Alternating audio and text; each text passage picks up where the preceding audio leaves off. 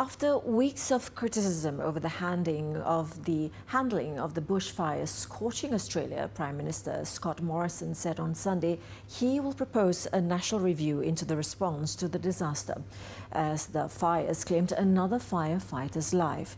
He also apologised over his handling of the bushfire crisis ravaging the country, with the Australian bush burning for nearly 3 months now, killing 28 people, claiming 2,000 homes and raging across millions of hectares of land and wildlife. The crisis is becoming increasingly political.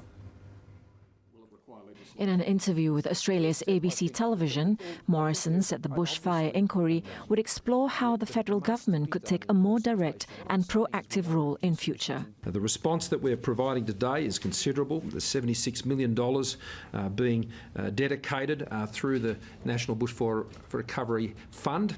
That is going to counselling support on the ground in communities, Medicare rebates to ensure psychological support sessions. With anger mounting against government incompetence on the crisis, some have called on the Premier to resign.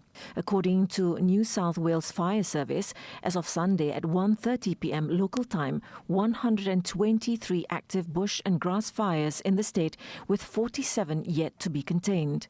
Some blanketed large parts of the state's southeast and along the coast from Sydney to the Victorian border.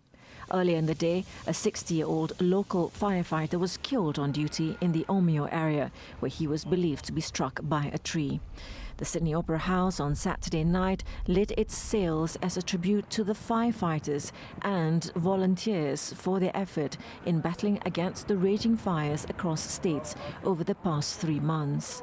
Earlier that day, residents of Wollongong City in New South Wales wore red robes to symbolise the ongoing blaze and held placards expressing their dissatisfaction with the government for its sluggish action towards the disaster. Authorities have warned that while the blaze are set to ease this week, the crisis is far from over.